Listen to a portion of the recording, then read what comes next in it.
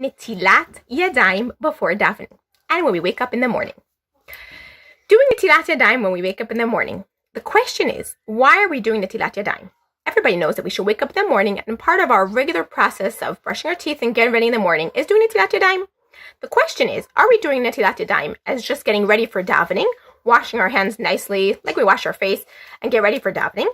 Or, like some poskim say, are we actually worried about some kind of evil spirit that was over our hands, what they call ruach ra'ah, and we're trying to get rid of that right when we get up in the morning? Okay? What does it make a difference? Either way, we're supposed to be taking some kind of cup or Netilat Yadayim and doing Netilat Yadayim 3 times on each hand. If so, what does it make a difference if it's because of ruach ra'ah or some kind of evil spirit or because of cleanliness? The Rashba says it's actually because of this ruach ra'ah, whereas the Rosh says that the reason why we're doing Netilat Yadayim is just regularly cleanliness for davening.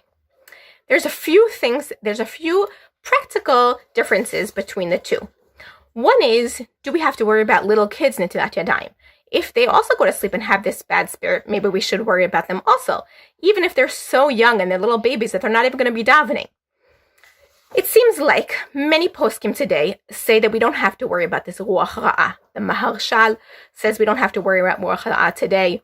Even the Tosfot, as part of the Rishonim, say even where they lived, there wasn't any ruach ra'ah. But Mefarshim, like the Lecha Mishnah on the Rambam, say that the Rambam wasn't worried about ruach ra'ah. Even those who are worried about ruach ra'ah, the question is, should we have our Netilat Yadayim ready for us next to our beds so that we don't walk 4 giant steps to the bathroom before doing Netilat Yadayim, or we don't have to worry about that? So some people, even those who are worried about ruach ra'ah, say that our entire house could be considered one big giant step because you're not actually walking out of your house. And therefore, that you don't have to worry about putting a big bowl next to your bed. You could do Netilat Yadayim when you get to the bathroom. Lastly, there's another practical question of when should we say the bracha? If this is about cleanliness before we daven, we should be saying the bracha right before we daven. But if this is about some kind of bad spirit, we want to get rid of that first thing in the morning, even if we're davening later on. The best thing to do to sort of put those two things together is to not wait with Birkot HaShachar. Wake up in the morning as part of your regular process for getting ready. Do Netilat Yadayim. Best to do it 3 times on each hand, just in case there is that ruach ra'ah, we are getting rid of it.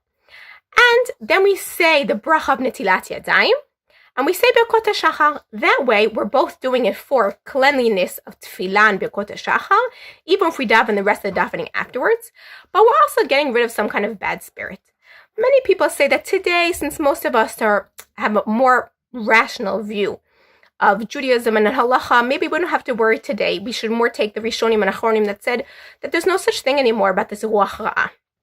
But the truth is, we could sort of combine the two. And we could say, you know what, we don't know about this ruach ra'ah and if there's any bad spirits and if they really exist.